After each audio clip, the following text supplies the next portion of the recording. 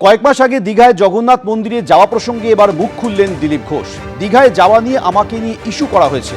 কার মন্দির? ভগবান জগন্নাথ দেবের মন্দির, কেন যাব না? আমাকে বর্ধমানে লড়তে পাঠানো হলো, এটা প্রয়োজন ছিল? এই প্রশ্ন তুলেছেন দিলীপ ঘোষ।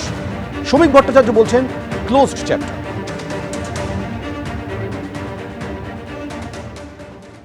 আরজিকর বলুন, দুর্নীতি বলুন, সমস্ত ইস্যু সত্ত্বেও আপনি দীঘাতে গিয়ে মুখ্যমন্ত্রীর সঙ্গে সৌজন্য সাক্ষাৎ করলেন, তারপরেই তো এত বিতর্ক। আজকে দাঁড়িয়ে মনে হয় না ওটার প্রয়োজন ছিল না, এখন একটা ভুল মনে হয় কি ওটা? না, প্রয়োজন অপ্রয়োজন অনেক কিছু। এটা কি প্রয়োজন ছিল আমাকে বর্ধমানে লড়তে পাঠানো? অনেক ডিসিশন নিতে হয়। তখন আমারও মনে হয়েছিল আমি তো কারো বাঁধা নেই, আমারও ব্যক্তিগত জীবন আছে, সমাজে আমি যেন সাধারণ নাগরিক, তো সেখানে আমার যাওয়ার অধিকার আছে। আর ওই রং দেখে মুখ দেখে আমি রাজনীতি ভিতরেও করি না, বাইরেও করি না। তখনও বলেছি, এখনও বলছি, আগামী দিনে বলবো। সেটাতে আমার মনে হয় না রাজনীতিতে খুব পরিবর্তন কিছু হয়। কিছু লোকের সবসময় ভয় থাকে রাজনীতি হারিয়ে যাবো, তারা এইসব ভাবে। দিলীপ ঘোষ ভাবে না। আর সেই জন্য পশ্চিমবাংলার যে রাজনীতি সেটা অন্য ধাঁচে চলে। আর যদি মন্দির করলে কেউ জিতে যেত বা হেরে যেত, রাম মন্দির করে বিজেপি অযোধ্যা হারলো কেন, ফৈজাবাদ সিট হারলো কেন? আর এখানে করলে মমতা জিতে যাবেন, এটা কেউ গ্যারান্টি দিতে পারবে কি? ভুল ধারণা। আর তার জন্য আমি কেন যাব না? কার মন্দির? ভগবান জগন্নাথ আছেন। এত দেশে হাজার হাজার মন্দির কোন বেটা বানিয়েছে, কেউ মনে রেখেছে? ভগবান আছেন, আমি ভক্ত যাব, সে কেউ বানাক যাবে। তো আজকে যদি ওখানে মসজিদ বানায় হুমায়ুন কবির, তো অন্য পার্টির মুসলমানরা ওখানে নামাজ পড়তে যাবে না? তো এইসব ফালতু একটা এজেন্ডা বানানো কাউকে আইসোলেট করার জন্য, এটা আমার বিরুদ্ধে 4 বছর ধরে চলছে। সেটা আমি বলেওছি। তো নেতৃত্ব ঠিক করেছেন কি করবেন, আমাকে যা আদেশ দেবেন সেটা আমি করব। আমি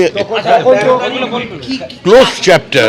প্রধানমন্ত্রী, কেন্দ্রীয় স্বরাষ্ট্রমন্ত্রীর পর এবার জেপি নাড্ডা আসছেন কলকাতায়। 8ই জানুয়ারি বিজেপির তরফ থেকে আবেদন জানানো হয়েছে কেন্দ্রীয় স্বাস্থ্যমন্ত্রীকে এক রাজ্য বিজেপির সঙ্গে বৈঠক করার জন্য। 8ই জানুয়ারি তিনি আসতে চলেছেন জেপি নাড্ডা, এবং রাজ্য বিজেপির সঙ্গে তার বৈঠক হবে কেন্দ্রীয় স্বাস্থ্যমন্ত্রী জেপি নাড্ডার। জেপি নাড্ডার কাছে আবেদন রাজ্য বিজেপির সভাপতি শ্রমিক ভট্টাচার্যের বিজেপি সূত্রে খবর পাওয়া যাচ্ছে। আরেকবার আপনাদের বলবো, কলকাতায় কর্মসূচিতে কেন্দ্রীয় স্বাস্থ্যমন্ত্রীকে আমন্ত্রণ জানিয়েছে রাজ্য বিজেপি 8ই জানুয়ারি। ওই দিন বিজেপির সর্বভারতীয় সভাপতির সঙ্গে রাজ্য বিজেপি বৈঠক করার আবেদনও জানিয়েছে। শিবাশিস মৌলিক আমাদের প্রতিনিধি আরো বিস্তারিত বলবেন। শিবাশিস। সুব্রজিৎ, শুরুতেই তোমায় বলে রাখি যে কেন্দ্রীয় স্বাস্থ্যমন্ত্রী এবং বিজেপির সর্বভারতীয় সভাপতি দুটি পদে রয়েছেন জগৎ প্রকাশ নাড্ডা। কেন্দ্রীয় স্বাস্থ্যমন্ত্রীকে কলকাতায় একটি কর্মসূচিতে আমন্ত্রণ জানানো হয়েছে, এবং চিকিৎসকদের একটি কর্মসূচিতে যোগ দেওয়ার কথা রয়েছে কেন্দ্রীয় স্বাস্থ্যমন্ত্রী জগৎ প্রকাশ নাড্ডার।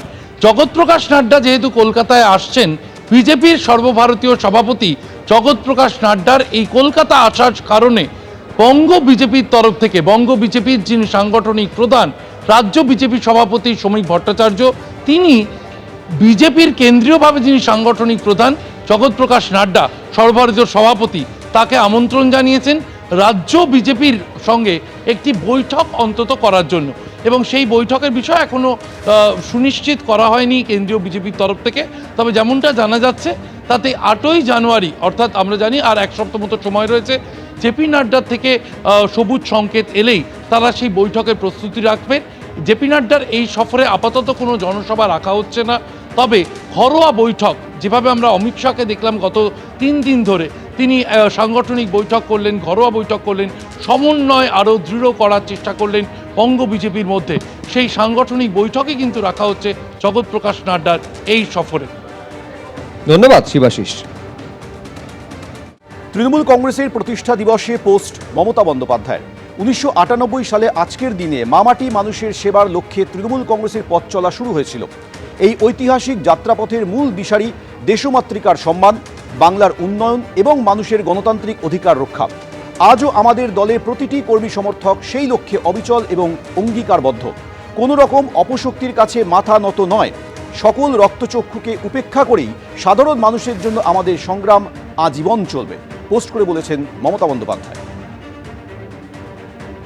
তৃণমূল কংগ্রেসের প্রতিষ্ঠা দিবস আজ, আর প্রতিষ্ঠা দিবসেই মমতা বন্দ্যোপাধ্যায় পোস্ট করে বলছেন, 1998 সালে আজকের দিনে মামাটি মানুষের সেবার লক্ষ্যে তৃণমূল কংগ্রেসের পথ চলা শুরু হয়েছিল। এই ঐতিহাসিক যাত্রাপথের মূল দিশারি দেশমাতৃকার সম্মান, বাংলার উন্নয়ন এবং মানুষের গণতান্ত্রিক অধিকার রক্ষা। আজও আমাদের দলে প্রতিটি কর্মী সমর্থক সেই লক্ষ্যে অবিচল এবং অঙ্গীকারবদ্ধ। কোনো রকম অপশক্তির কাছে মাথা নত নয়, বলেছেন মমতা বন্দ্যোপাধ্যায়। এবিপি আনন্দ, এগিয়ে থাকে, এগিয়ে রাখে।